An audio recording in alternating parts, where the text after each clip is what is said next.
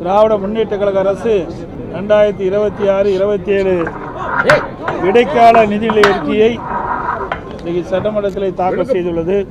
கடந்த 5 ஆண்டுகளாக தமிழக மக்களை வாட்டி வைத்த திராவிட மாடல் என்ற பெயரால் நடத்தப்பட்ட ஏமாற்று மாடல் திமுக அரசு தனது கடைசி பட்ஜெட் பேரவையில் தாக்கல் செய்துள்ளது. இன்று காலை நாங்கள் தமிழ்நாடு சட்டமன்றத்தில் மாபெரும் காதுகுத்து விழா அழைப்பதிலை அனைத்து ஊடகங்களுக்கும் அளித்திருக்கின்றோம். அதை நீங்கள் பார்த்திருப்பீர்கள். எந்த அளவுக்கு இந்த அரசு மக்களுக்கு காதுகுத்து என்பதை நாட்டு மக்கள் அறிய வேண்டும் என்பதற்காக இந்த அழைப்புதலை உங்களிடம் கொடுத்திருக்கின்றோம். நீங்கள் மக்களிடத்திலே கொண்டு போய் சேர்ப்பது உங்களுடைய கடமை என்று அன்போடு இந்த நேரத்தில் கேட்டுக்கிறேன். 2021ஆம் ஆண்டு திராவிட முன்னேற்ற கழகம் சட்டமன்ற பொதுத் தேர்தலும் போது 525 அறிவிப்புகள் வெளியிட்டாங்க. இதுவரைக்கும் 4 ஒரு அறிவிப்பு கூட நிறைவேற்றவில்லை. அதில் முக்கியமான பல அறிவிப்புகள் இன்றைக்கு அரசு ஊழியர்களுக்கு பழைய ஓய்வு திட்டத்தை நிறைவேற்ற என்று சொல்லி, ஆனால் அதுக்கு மாறாக பங்களிப்பு ஓய்வு திட்டத்தை தான் அறிவிச்சிருக்கிறாங்க. அரசு ஊழியர்களையும் இந்த அரசு ஏமாற்றி விட்டது. அதோடு பல துறைகளில் பணிபுரிகின்ற அலுவலர்களுக்கு பல்வேறு உறுதிமொழிகளை அளித்தார். சத்துணவு அமைப்பாளருக்கு வாக்குறுதி கொடுத்தாங்க, நிறைவேற்றலை. பகுதி நேர ஆசிரியர்களுக்கு வாக்குறுதி கொடுத்தாங்க, நிறைவேற்றலை. செவிலியருக்கு வாக்குறுதி கொடுத்தாங்க, நிறைவேற்றலை.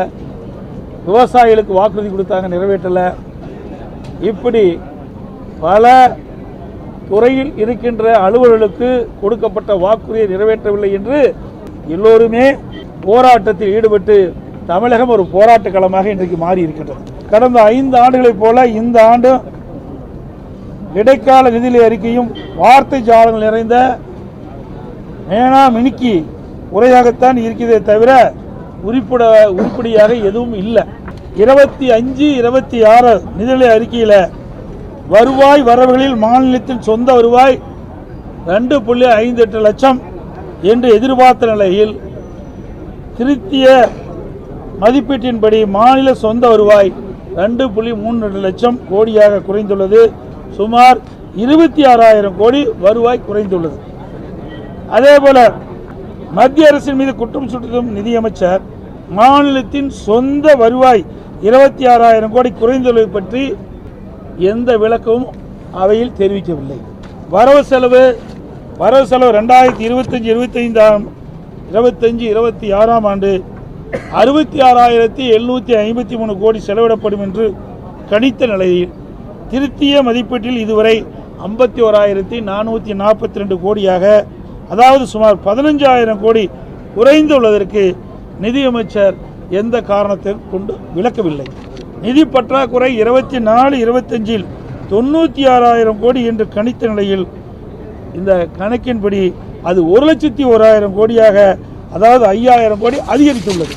2025-26ஆம் ஆண்டு 1,08,000 கோடியாக நிதி பற்றாக்குறை இருக்கும் என்று கணிக்கப்பட்ட நிலையில் திருத்திய மதிப்பீட்டில் இது 1,24,000 கோடியாக உயர்ந்துள்ளது. அதாவது நிதி பற்றாக்குறை சுமார் 16,000 கோடி அதிகரித்துள்ளது.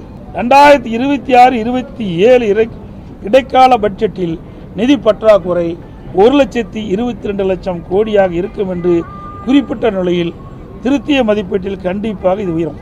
இந்த ஆண்டு நடப்பாண்டு 2026-27 1,22,000 கோடி பற்றாக்குறைக்கு சொல்றாங்க. திருத்திய மதிப்பீடு இன்னும் குறை இருக்குது. இவ்வாறு நிதி பற்றாக்குறை அதிகரித்துக் கொண்டே சென்றால் அதை ஈடு செய்ய மக்கள் மீது வரிச்சுமை மற்றும் கடன் வாங்கும் அளவு கூடும். இது மாநில வளர்ச்சிக்கு உகந்ததல்ல.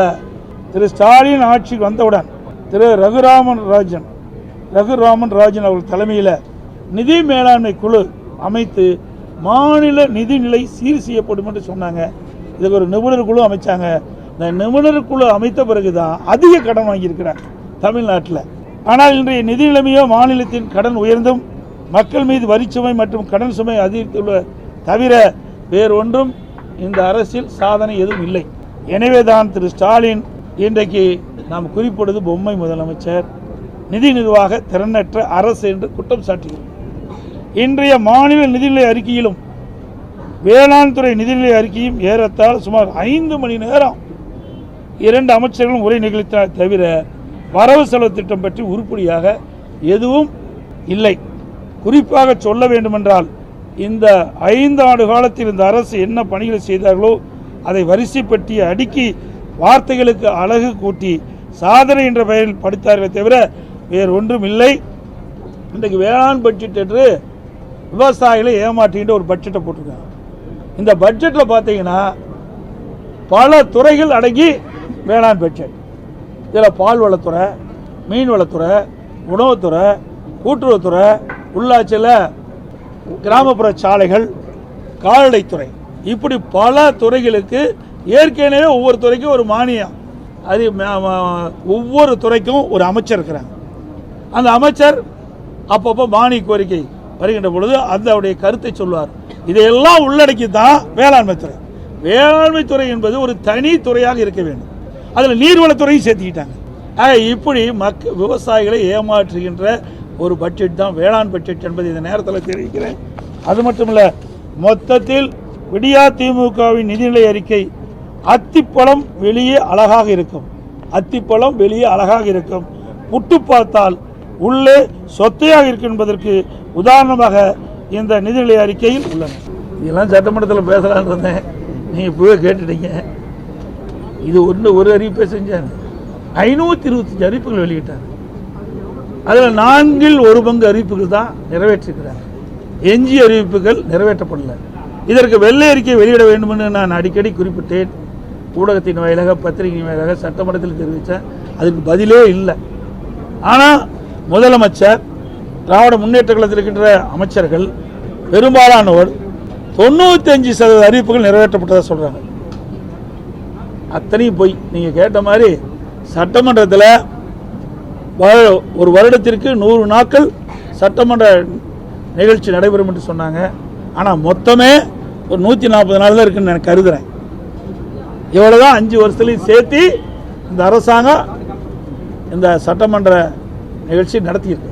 ஏற்கனவே இது குறித்து சட்டமன்றத்தில் நாங்கள் கவன ஈர்ப்பு கொண்டு வந்து இந்த அரசுடைய கவனத்தை கொண்டு வந்தோம். அப்படி கொண்டு வந்தும் இந்த அரசு அந்த கறிக்கோழி வளர்க்கின்ற அந்த விவசாயிகளுக்கு எந்த உதவியும் செய்யலை, எந்த நடவடிக்கை எடுக்கலை.